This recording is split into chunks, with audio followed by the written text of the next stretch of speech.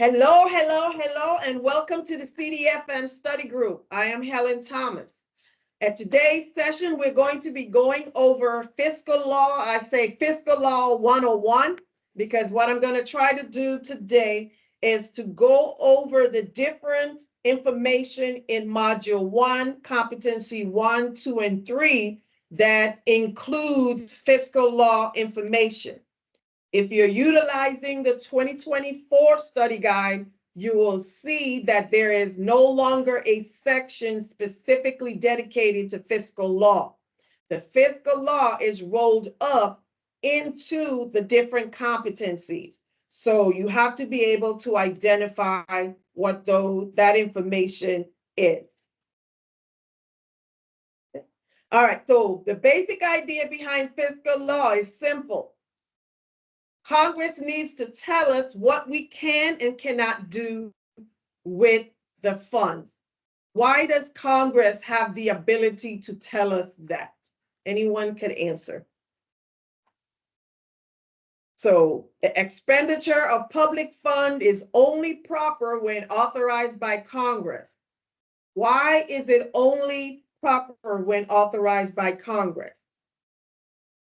And this is also checking on your understanding of the last few weeks. Anybody would like to take that? Is it because Congress has the power of the purse? That's it. I promise you, they're not hard questions. You already know the knowledge because based on the Constitution, Congress has the power of the purse. There's no Constitution until Congress comes to a resolution.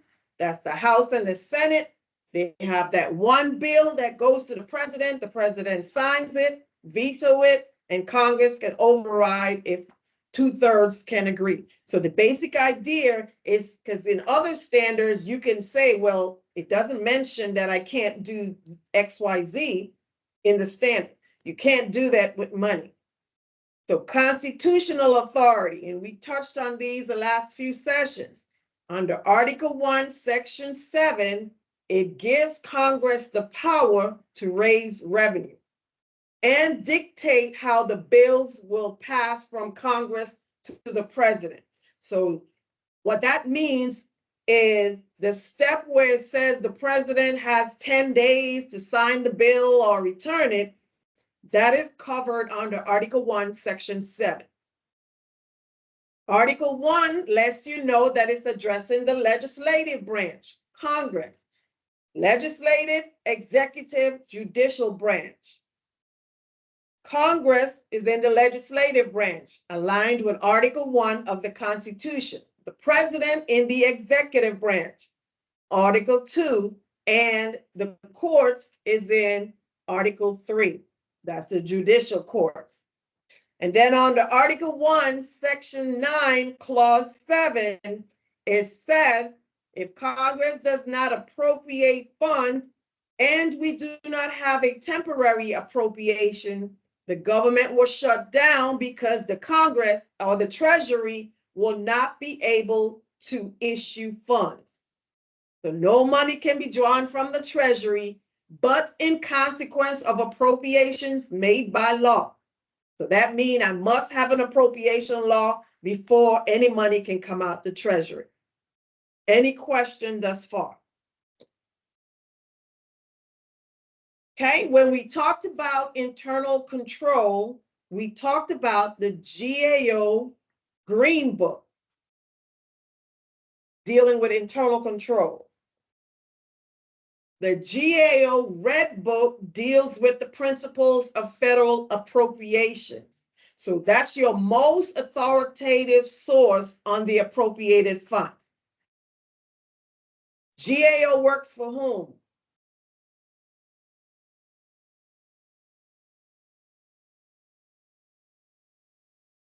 So GAO is an external auditing agency that works directly for Congress. Congress tells us what we can and cannot do with the funds, then GAO audits the executive branch, because that's the president's budget, he's in the executive branch. So GAO audits the executive branch to ensure that we are in compliance with the appropriations law.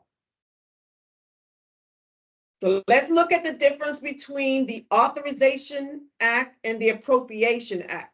But what is the step that comes before the Authorization Act? So this is kind of like a review also. What is the step in the process that comes before you get to the authorization law and the appropriation law? That is the budget resolution process. That's that concurrent process that happens in the House and Senate Budget Committee. So think about it when we talked about the president submitting the budget to Congress. Congress has to have an idea, a timeline, requirements in how they're going to judge the president's budget. So in the budget resolution process, which is the step that comes before the authorization law, the Congressional Budget Office that works for Congress, they have their own budget people. The CBO will gather all the budget data. They'll pull the total outlays, how much we spend probably for a trend, maybe the last 5 years, for example. The deficit, what's our deficits?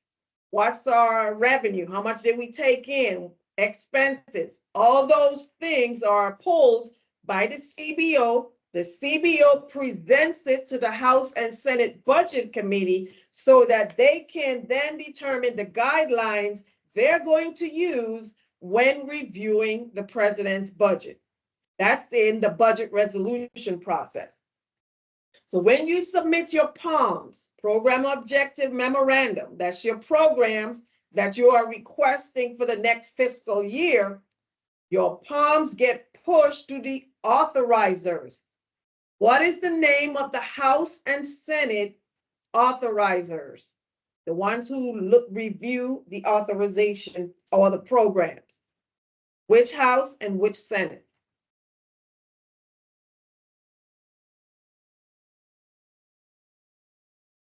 Are y'all sleeping on me? Y'all want me to call names? All right, not at all.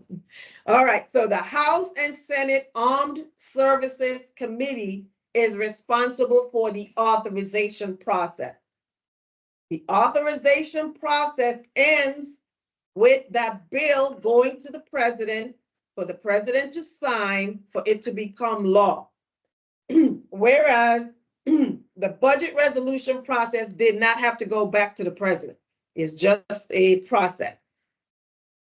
The purpose of the authorization law is to authorize the programs. That's it. So even if the Authorization Act, the law, talks about funding for the program, it does not mean that we have budget authority. We don't have any money, even though it talks about money in the authorization law. It is not until you get to the appropriation law that you actually get budget authority. So the House and Senate Appropriations Committee is responsible for the appropriation process. So this law, once approved, goes to the president for the president to sign for it to become a law. In the appropriation law, that is where you receive the actual funding for the programs that were approved in the authorization law. And so for example, let's say that your appropriation law says you have $1 million for construction program or whatever the program is for mobilization. And the authorization law says you have 500,000. How much funding do you actually have? You have 1 million. So whatever the appropriation law says, that is the amount of funding the agency has, even if the amount is different from the authorization law. Does everyone understand that concept?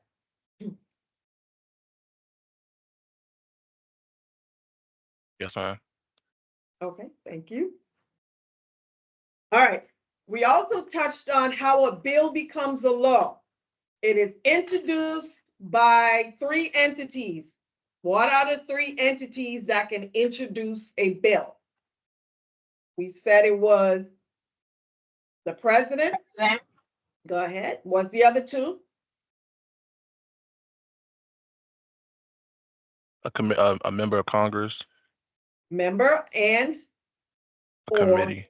a committee. So either the president can recommend a bill, a member of Congress, or the actual committee in Congress. They place it in a hopper. If you have the older study guide, you'll get out. That's why I also like the older study guide, because it gives you more information than the newer ones. And then it goes into consideration by the committee. That's the point where they have public hearings. When you see the agencies have to go in to justify what they put on their budget request, and markup session. Again, they have issues with a particular budget request. Then the committee takes action. Once that bill is corrected and fixed, it is voted on, and if approved, then they submit a clean bill. So the House and Senate floors, just like with any other process, both the House and the Senate reviews the same information, because only one document can go to the president for the president to sign for it to become law. So when it goes on the House floor and the Senate floor, and each will review it, once the bill has been passed by one body, either the House or the Senate, the bill is called an engrossed bill. Okay, let's see if anyone remembered this from last session. Which entity of Congress introduces the bill? Because we said that it could be introduced by a member or a committee. But which side, the House side or the Senate side, can introduce the bill? Either side can do it, but if it's referring to revenue, it has to come from the House, right? Right, exactly. So the House, if it deals with revenue and making money, it has to come from the House, but either side can recommend. All right, so the engrossed bill is sent forward once the House or the Senate approves it. And regardless if the Democrats control the House and the Senate, or the Republicans control the House and the Senate, I promise you they will have differences, human nature. So there's an opportunity for them to come together to resolve their differences. And that is called what? What is that called when the House and the Senate comes together to resolve differences? conference committee. Say that one more. Conference committee is what you said? All right, that is correct. You said, so it's either called the conference committee or the third chamber. While you're studying, I recommend, kind of like what I'm doing, is you get yourself in a room and you tell the story. You say it out loud so you can hear yourself saying the process through. So when you get to the exam, even though you can't speak out loud, don't do like me, like I'm sitting taking a test. I'm like, so I did one test from home, and the proctor was like, you can't move your mouth because it looks like you're talking to someone. So, but it'll help you remember, because those people you say have photographic memories, not necessarily that, is they spend time with the information so much so that when they close their eyes, they can see it. And so once they resolve the differences in the third chamber or conference committee, go back to their individual floor to do the final step where they enrolled one bill to go to the president for president to sign or reject. All right. So once the bill gets to the president has several options. The president can approve and sign the bill. It becomes law. The president can veto the bill, which means to send it back, if he or she does not agree with a portion of the bill. So they might like portions of it, and the other side, they don't like it. They have to reject the whole bill and send it back to the originator. Once the president vetoes a bill, if 2/3 of Congress can vote and agree as a whole, they can override a presidential veto. Again, human nature, we like to fight each other. So I haven't, in my lifetime, I haven't seen where they overrode a veto. Then we talked about the 1996 Line Item Veto Act, which was granted to President Clinton. That meant that when he received the bill, if he did not agree with a portion of the bill, he was allowed to line it through, mark it his initials, sign the bill, and the rest of it became law. And then the courts deemed later on, a couple years, that it was unconstitutional, so they stopped doing it. So even though it's not a current process, you need to know about the line item veto. You also need to know about the pocket veto. That's when the president receives the bill, does not sign it within 10 days, but Congress is adjourned. So if Congress is adjourned and he doesn't return it, that's a pocket veto. That means the bill does not automatically become law. However, on the flip side, if Congress is in session, the president receives the bill and the president doesn't sign it within 10 days, that bill will automatically become law. Any question on presidential action on bills?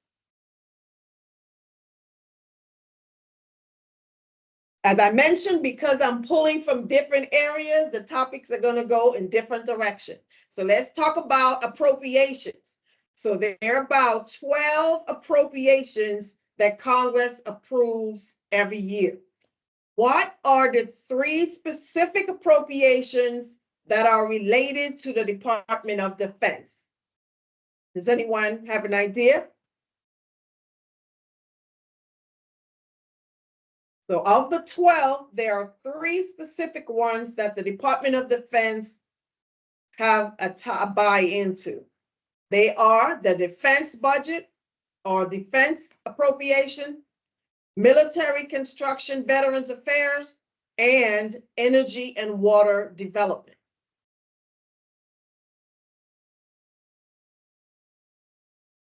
Then, once the president signs, let's say the budget, then it becomes law. So Congress appropriates the funds. What happens immediately after Congress appropriates the funds? What is the first legal step, or what's the legal step that happens? The Treasury warrant? Perfect. The Treasury issuing the Treasury warrant, going back to Article 1, Section 9, Clause 7, that says, I can't take any money out the Treasury unless I have an appropriation law.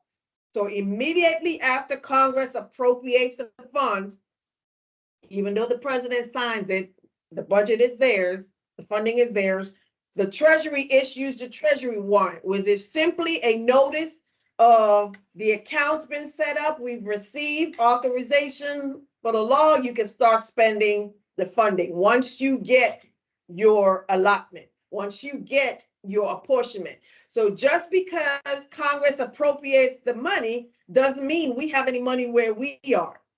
So as we know, we have to wait until it trickles down to us. So the Treasury warrant is the first step, which is a legal step. The process on the other side is OMB begins the apportionment process. What does that look like? That looks like the agencies, once Congress appropriates, the agencies fill out an SF1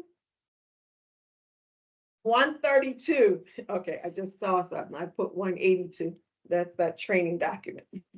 All right. The agency submit an SF 132 document to OMB requesting their funds. Then within 10 days. And then OMB has an additional 30 days to issue the apportionment. So once DOD gets their apportionment, then DOD issues allotment. So you have appropriation, apportionment, allotment. Then everyone commits, obligate, and outlay the fund. What is the definition of outlay? Disbursement. Disbursement. So the official term outlay funds mean when the funds are pulled out or removed from the treasury to liquidate an obligation to pay a bill, then it is called an outlay. In our term is disbursement. All right, so let's look at some fiscal law terms. We've already talked about apportionment. All right, so what is an apportionment?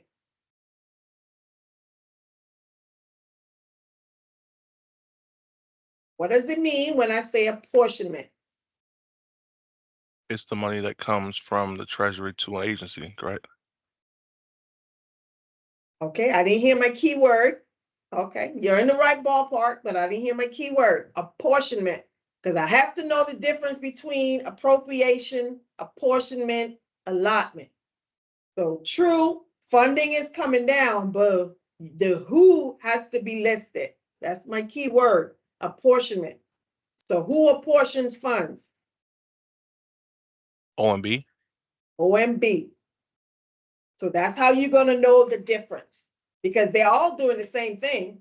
Appropriation trickles down to OMB. OMB apportions, they're trickling down funds. Agencies allot, so they're doing the same exact thing, but the terms are different. So Congress appropriates. Whenever you hear apportionment, that lets you know, okay, DOD received apportionment from OMB.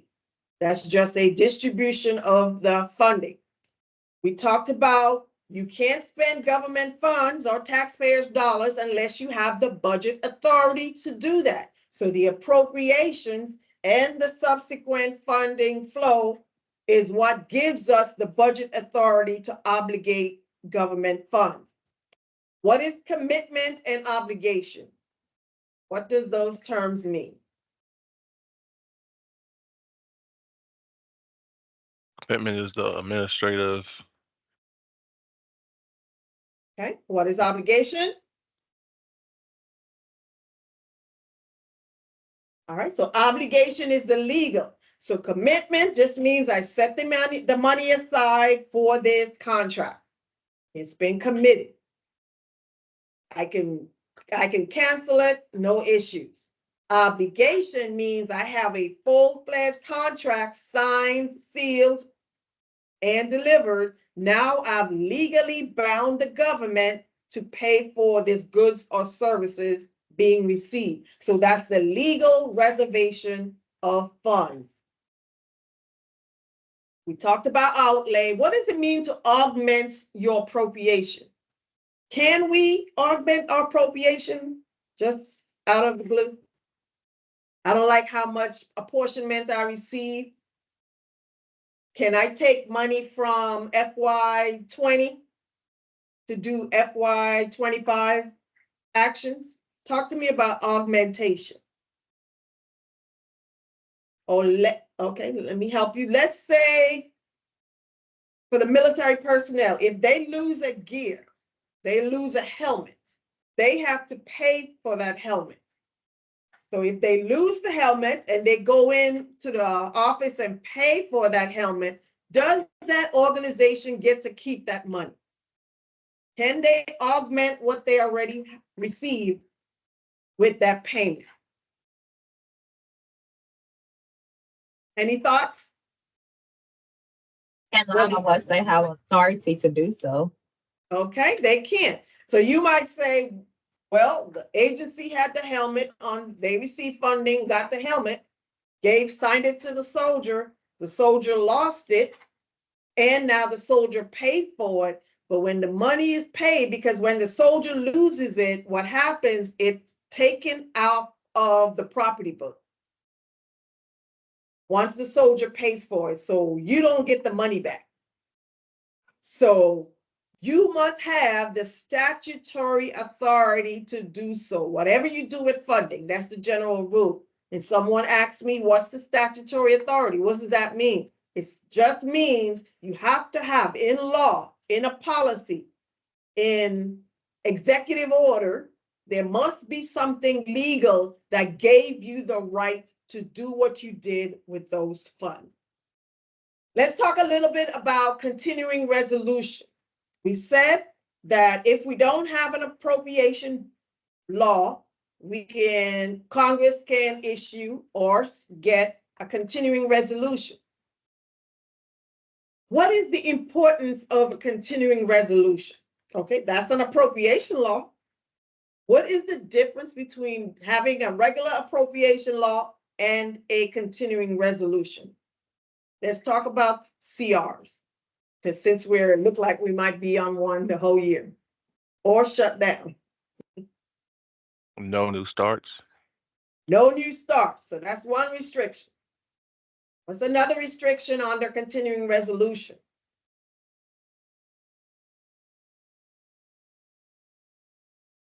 You can only spend a portion of what you spent last year.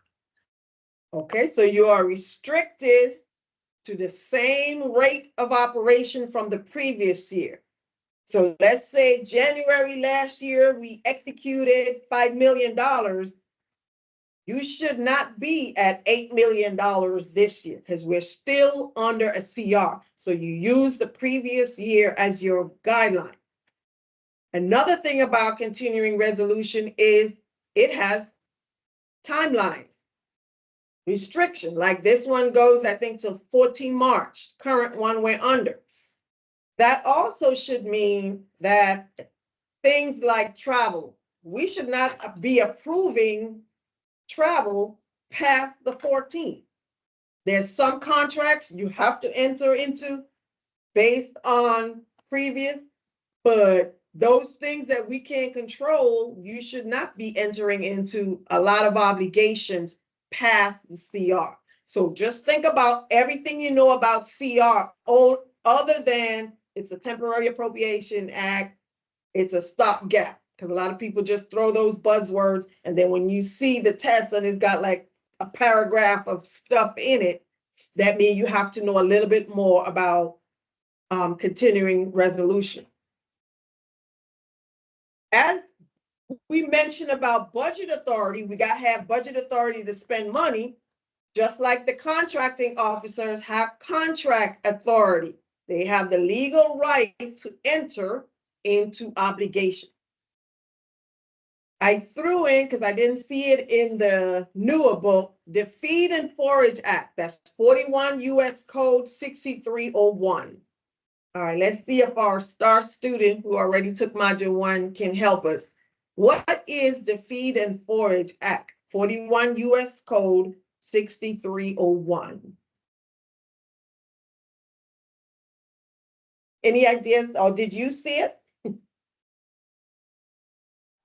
No, I did not see it. Okay, so I'll help you then. All right, so typically in fiscal law, you know that you cannot spend money before you get it, and you cannot spend more than you received. But this was in the older book in module 3.1, fiscal law. Under the Feed and Forage Act, the Department of Defense is the only agency that can spend in excess or in advance of receiving funding. But there are stipulations. When you're deployed, let's say we deployed to Alaska, that's a perfect one. Most likely the gear that the soldier wears when they're stateside will not be the right gear to wear when they go overseas. So under the Feed and Forage Act, when they deploy in Alaska, and let's say they realize, oh, we need some more coats, but we don't have actual funding, they can cite the Feed and Forage Act for clothing, medical supplies, anything to do with medical, food, substance. Depending on where they're deployed, if they don't have the right food, they might have to go and spend money before they even are authorized to spend it. So the Feed and Forage Act, 41 U.S. Code 6301, is the DOD is the only agency that's allowed to spend in advance or in excess of approved funding for that event. Any question thus far?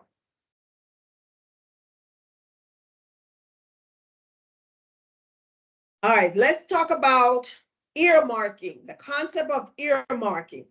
So everything that Congress does, the power of the purse means that they put restrictions on the uses of these appropriations.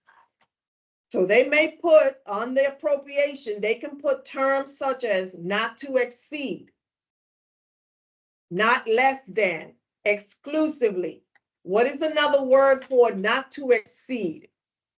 So let's say they gave us $1 million to do a project. And project cannot exceed let's see, 500,000. What does that mean? What does that statement mean? So you have $1 million, but in the law that you receive, the limitation was placed on it, says I cannot exceed 500,000. So another term for not to exceed is the ceiling. So just think about a room, a building, the ceiling. That means they don't want you to spend too much money on that particular project. Or if they want to make sure that the agency does spend money on a project, they can put a floor on it, or not less than. So even though you may not ask for military construction dollars, Congress can appropriate construction funding and tell you, you must spend $1 million. Here's the $1 million. You must spend this MILCON funds. And you might say, well, I didn't ask for it. They gave it to you, so you must spend it. Or you may receive appropriations that are exclusively for a specific purpose. The other term for that is a fence. Think of a house. So when you put a fence around it, that means that appropriation can only be used for that purpose. Have anyone ever dealt with fences when it comes to appropriation? So let me clarify.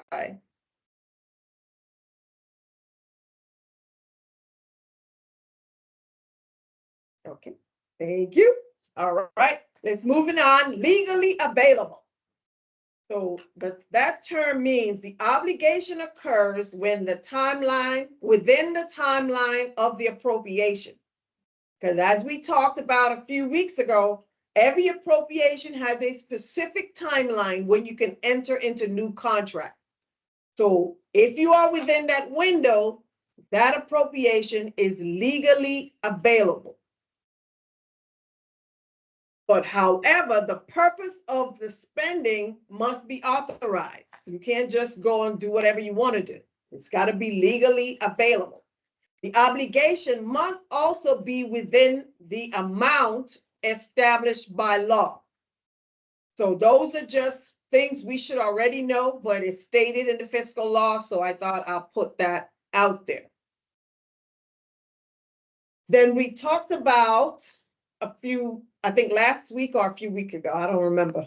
Unapportioned appropriation, unallotted apportionment, unobligated. So all that is if you remember the fund flow, Congress appropriates, OMB apportions, DOD issues allotment, commits, obligate, outlay.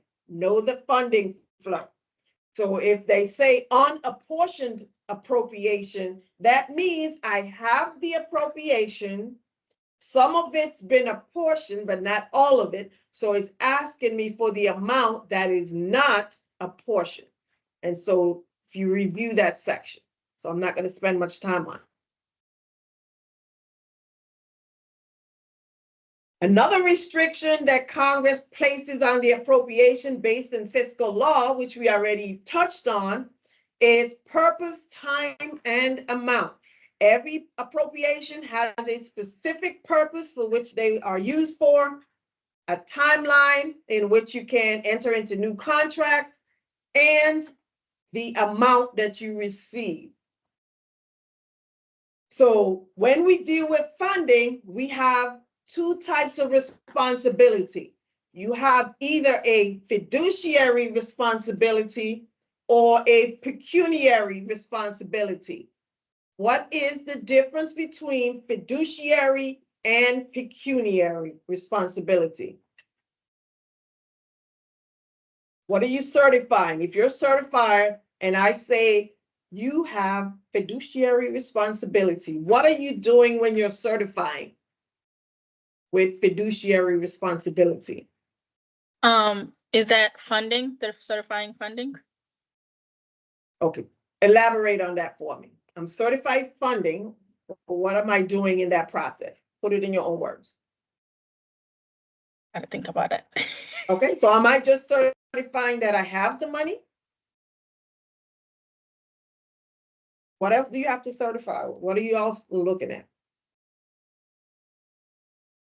So if I have a construction project, you might want to check to see what type of funding I'm using, because I might be using some MILPERS funds, right? Military pay funds, what I'm supposed to be using. So when you have fiduciary responsibility, you are certifying that the funds being used meet the correct purpose, time, and amount restriction. I'm looking at what you're trying to do, your requirement, and I need to make sure that the funding you are associating with that requirement is the correct funding. I have fiduciary, certifying the funds, purpose, time, and amount. In the pecuniary responsibility, then what is that one about? What am I certifying? I think with that, you are certifying payments. Basically, you certifying the accuracy of the payment, and you're also liable for that responsibility if anything goes wrong. Okay, so a pecuniary certifier is certifying the payment. That means you're actually the one saying, yep, they're authorized $5 million. Sign off on it, send the money. So then when it comes to errors, issues, which one has a bigger responsibility? Because both of them will be an ADA violation. But between the fiduciary and the pecuniary, what type of responsibility will that certifier have in addition to an ADA violation? They're responsible for paying the money back, right? Or Exactly. Personally liable. So if you are a dispersing officer or dispersing certified, and you are certifying that this particular individual is authorized that payment. If you are an approver in DTS, you are certifying that that travel, because I deal with DTS folks, that travel and that traveler is authorized those amount of payments, you can be held personally liable for paying back funding resulting from miscertification. So just saying that you made an error will not often be enough to get you out of trouble. So when it comes to Anti-Deficiency Act, ADA violations, when you are violating purpose, you are violating 31 U.S. Code 1301. Purpose says appropriations shall be applied only to the objects for which the appropriations were made, except as otherwise provided by law. When you read it as it is, you need to translate it in layman's term to yourself or however you talk. So every appropriation has a specific purpose, and I can only use it for that purpose based on that law. When you're looking at the right appropriation to use based on purpose, you have to apply the necessary expense doctrine. You ask yourself, does this expenditure bear a logical relationship to the funding that I'm trying to use? 2, does this expenditure, is it prohibited by law? Did Congress already say I'm not supposed to spend the money? Because O&M funds are basically miscellaneous. You can wrap other things up into it. So you got to be careful that you're not using O&M funds to do a military construction project. Can I use O&M funds to do a construction project? Think about that. Based on something that was said earlier on. Can I use O&M funds to do a construction project? If you have the statutory authority to do it, right? Okay, so we know that statutory authority. Thank you. What about the dollar amount? Does it I make a think it's difference? on minor construction, like less than $2 million. All right, minor construction. So know that you can, yes, you can use O&M dollars for minor construction, less than 2 million.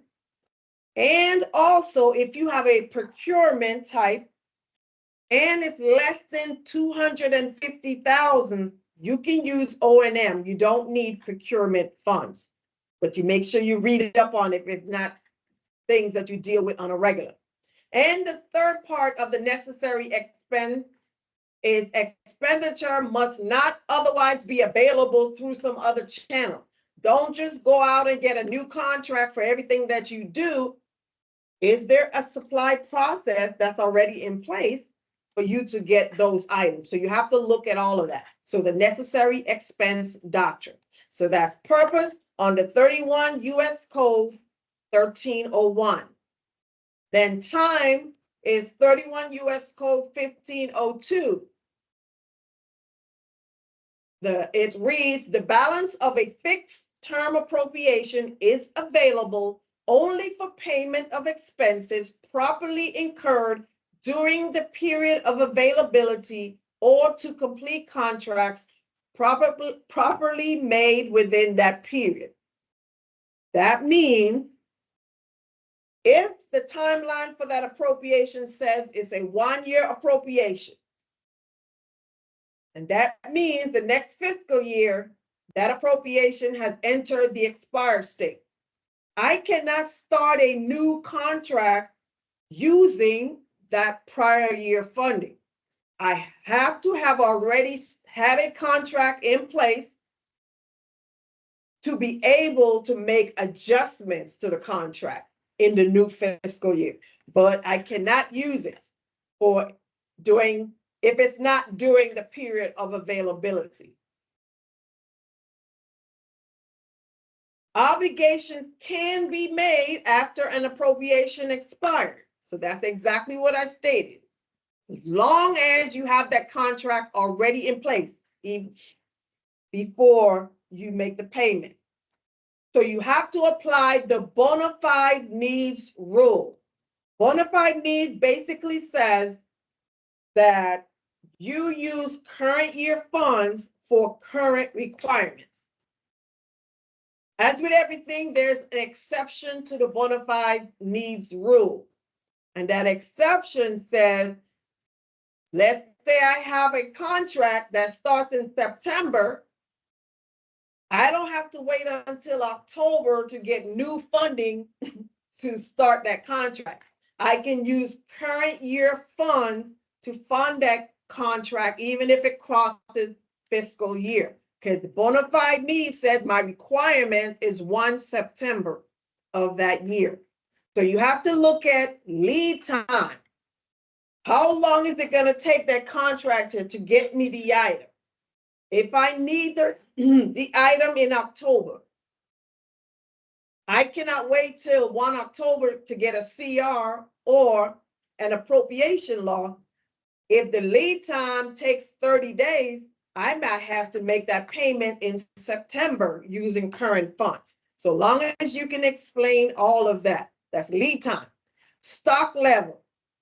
If you're in one of those Army depots or those depot maintenance and they have a stock of supplies, well, in order to replenish the supplies, they may have to cross fiscal years.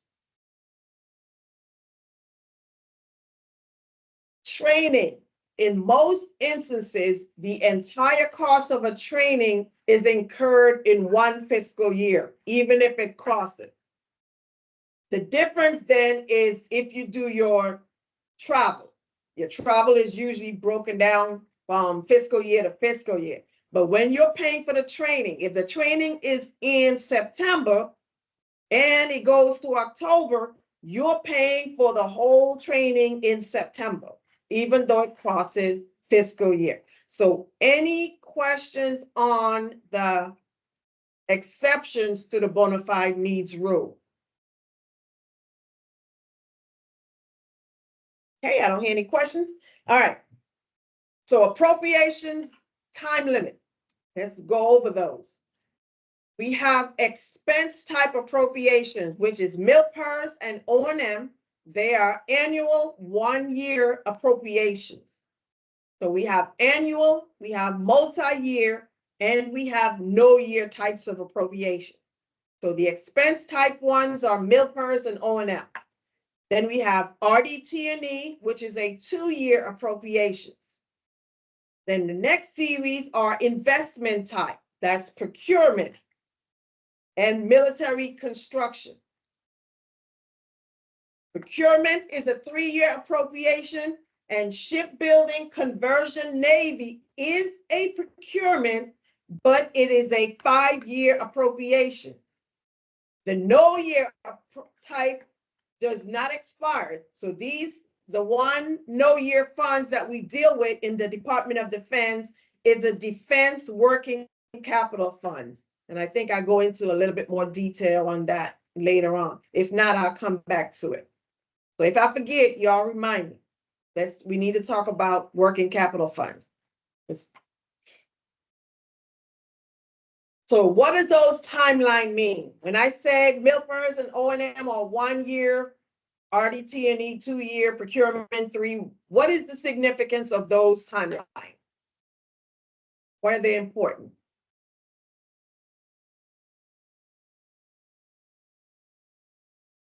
What does it let you know? Because again, everything you, go ahead. Cannot spend past those time frames. Okay, so time frames letting you know when you can enter into obligations, new obligations, when you can enter into new contracts. That is the importance of knowing those timelines. Because the appropriation life cycle says every appropriation has that timeline. That means they're current, open, available for new obligations. But then once that timeline is up, it enters phase 2, which is the expired state. Every appropriation stays expired for an additional 5 years. The only thing you can do with those appropriation at that time is make adjustments to contracts that you already have, either upward or downward. We need more funds. I'm returning these funds. No new contracts once those funds expire. Then phase 3, after that 5th year of an expiration, it enters the close or cancel state. Funds are no longer available for use. However, the exception to that says, if I now receive an invoice and I see that that account is closed, the appropriation was closed or canceled, there is a 1% rule that says I can use 1% of current appropriation, the same type of course, to make a payment on that contract. Because maybe it's not a large amount and you have enough funding to do so, you can go ahead and make the payment without worrying about going to jail. So as we talked about obligation, when you're talking about contracts, there's two types of service contract. You have to understand what they are and then understand when you can obligate and how much you can obligate. So we touched on severable service versus non-severable. Severable just mean, okay, I can cut the contract whenever I feel like it because the government no longer needs it and it's in the contract. And so a severable service is any service that if I end the contract today, I still would have received benefits up to today. If it's a cleaning contract, they've been coming in cleaning. If it's a non-severable service, it means when I start the job, I have to complete it. So those that cannot be separated into increments, I have to pay all the money up front for a severable service, like training. If you go to a school or take a training, they're gonna have a training plan. You're not gonna just pay for day one, day two, and you might say, you know what, I'm going home, I don't need the rest of the week. You're still paying for the full training because you need the full training for them to certify that you've been trained on that topic. When it comes to obligation, the rule is if it's a severable service, 12 months or less, you will obligate the full amount of the contract regardless of crossing fiscal year. So if the contract period of performance starts 1 August and it's for 12 months and it's a severable service, I can use the current appropriations for it. If the contract, as you read it and it says it's a 13-month contract, I still can only obligate up to 12 months. And then for the other month, it will say subject to availability of funds for the new fiscal year. If that service and that same contract is a non-severable service that starts 1 August, and it's, let's say, paving a parking lot, I'm fixing a ship, Navy ship. Whenever that contract goes into effect, I will obligate the full amount of the contract because it's a severable service. So even if it's going to take them 13 months to fix the ship, it's a non-severable service. So you have to kind of look at, understand the definition, what it is, and then the timeline. Any questions on types of contracts? So severable versus non-severable. Okay, I don't hear any questions. All right, so let's move to termination of contracts. When a contractor defaults, so as I mentioned, there are instances where the government can end a contract because if you read the contract, there's always a clause that says that the government has the right to end this contract if the service is no longer needed. So that's how we can get out of contracts easy. But on the flip side of that, sometimes the contractor does not measure up. If you are a contracting officer representative, a COR, you need to ensure when you are signing, say, accepting work for that contractor, are they really performing to the contract? If you accept it, you got to pay for it. But if you annotate, they're supposed to raise the wall to this level, but they're only here and they're trying to get paid, well, default. And you're working with the KO, the contracting officer. So when a contractor defaults before the terms of the contract are met, you can obligate the same year if the bona fide need still exists. You can get a second contractor. But if you accept any work from that contractor, funding, they have to be paid, then the funding that is left can be used to get a new contractor. A new contractor comes in, they might want more money. But if you still have a need and you keep it within the scope of the original request, you can just ask for an increase. Once you leave the scope of what was already approved, you have to terminate and get an additional and a new contract, basically, is what you're gonna have to get in place. Okay, I do have it on my schedule. All right, so no year appropriations. These funds do not expire. They don't have to go back to Congress every year to get new appropriations. So does that mean that they can do whatever they want with these appropriations? Department of Defense has no year appropriation. Can Department of Defense do whatever they want with no year appropriation? The answer to that is no. There are still restrictions. They have levels they have to maintain, because what is the goal of the working capital fund? And even though this is a module 1 test, 1 or 2 or 3 of you is going to get something on working capital funds because it overlaps with module 3. So the Defense Working Capital Fund is the primary no-year appropriation that they deal with. All that simply means is once they get their initial funding to set up from Congress, then the agency takes their internal funding to keep working, keep operating, such as your commissaries, as I mentioned in my examples. So the customers charge a price. The goal, the difference between the commercial side and the Defense Working Capital Fund is the goal of the Defense Working Capital Fund is to break even. It's not to earn a profit. So they have to consistently raise their prices, lower their prices from year to year. There's 2 ways to close a no-year fund. There's only 2 ways in which you will close. Let's say they want to close the commissary. 2 conditions must be met. Number 1, the agency head or Department of Defense or the president have determined that the purpose for the commissary has been carried out. We don't need it anymore. They can get rid of that working capital fund. Or the second one, if there's no disbursement within the last 2 years, 2 consecutive fiscal years, that is the second way in which a no-year fund can be closed from that agency.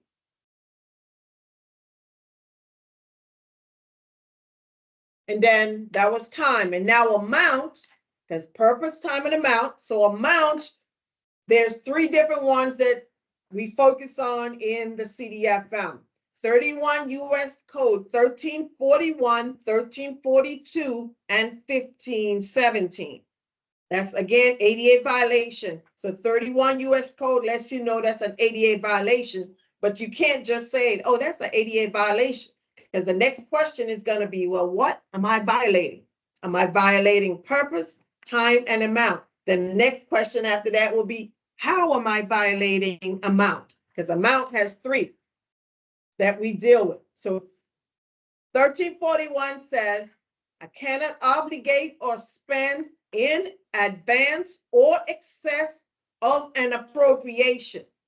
So if you remember the flow of funds, it will let you know at what level would it be deemed violating 31 U.S. Code 1341, because OMB receives appropriation. So let's say we do it. Does that mean that I cannot commit an 88 violation for amount at my level?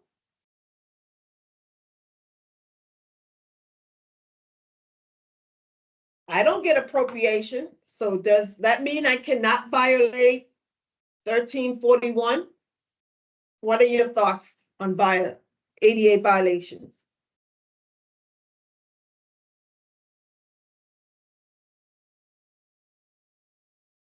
And the answer to that is, long as you receive funding, you can violate those instances.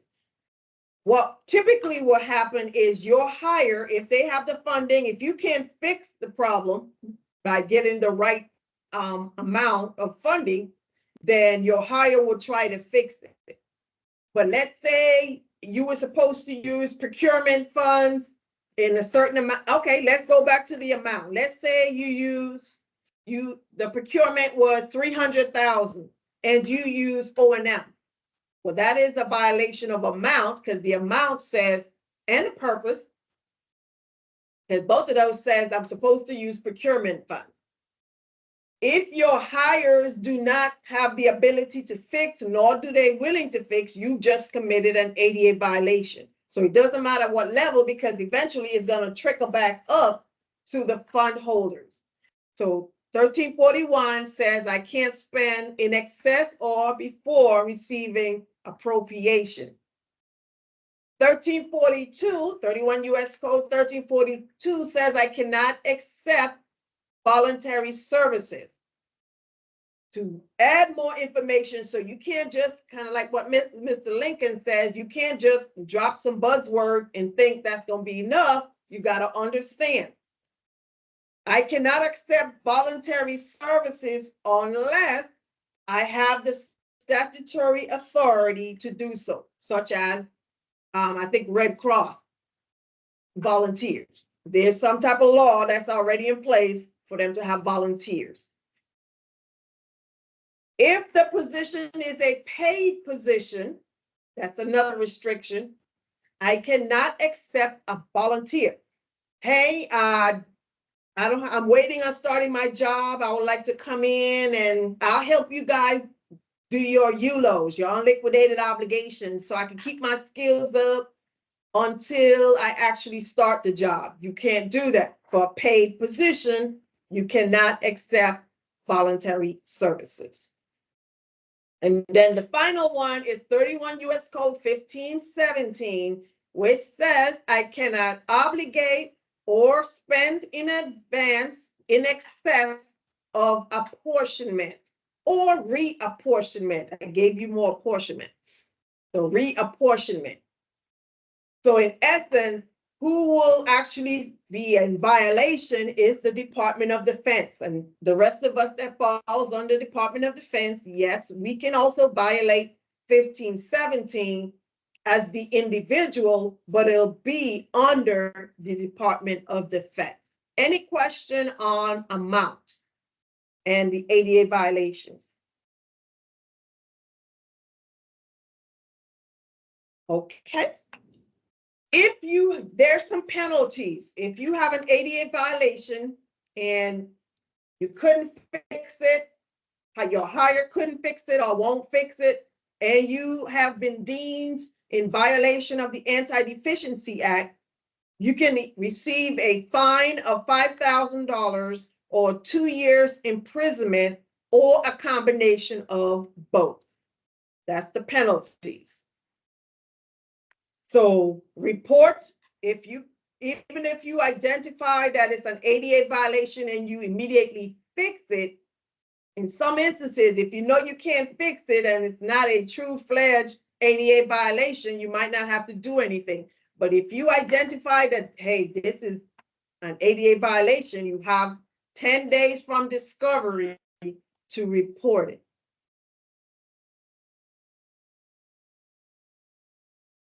Over that, fund flow, we did that. Talked about that. So I think some definitions: accountable individual are any military or civilian who are departmental accountable officials, certifying officers, dispersing officer. So that tells me those who are overall responsible for the information, or those that are certifying funds, or the actual dispersing officer, who's actually touching the money. Those are accountable individuals.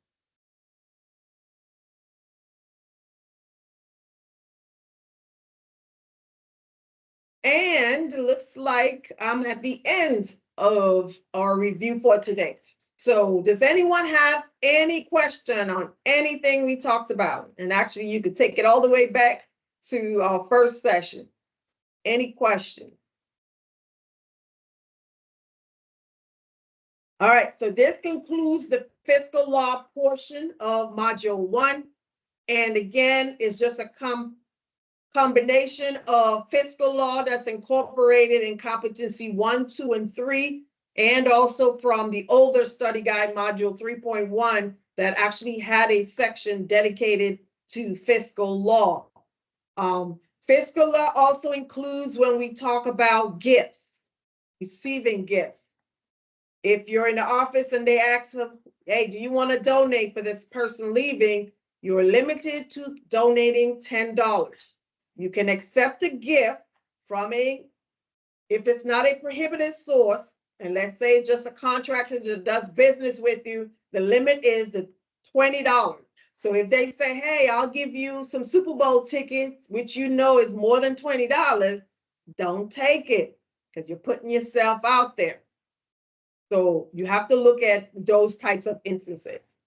All right, next couple of weeks, we're going to go over review. So rapid fire just simply means I'm going to be kind of start off where in sequence, but then I'm going to be pulling questions depending on the topic. Then that topic might then go to other questions that I'm going to ask and getting feedback. So come ready to answer questions more than you're doing now. At this point, you should have gone through all the information. As stated on the exam, it does not only include information from the study guide, as was agreed upon earlier, is they expect you to read the laws, the act, the policies. Realistically, nobody got that kind of time to read all of it. And so you need to focus on keywords, understanding the process, what you're dealing with. If we're talking about auditing, you might want to know the law that deals with auditing.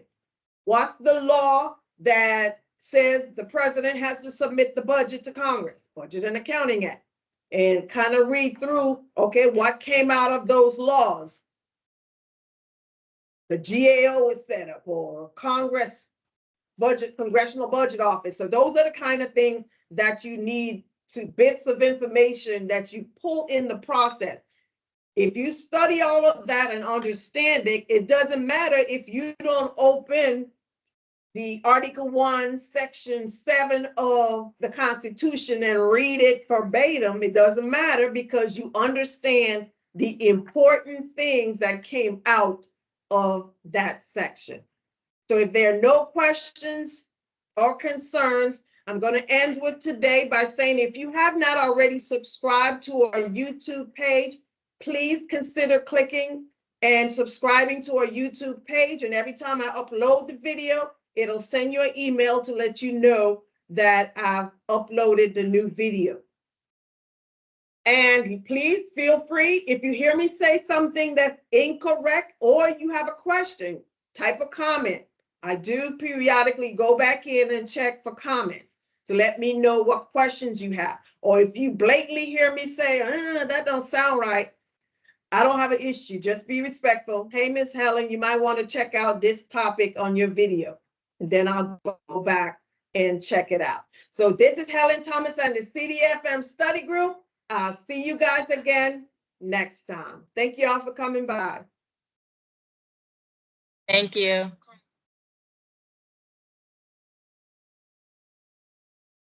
All right.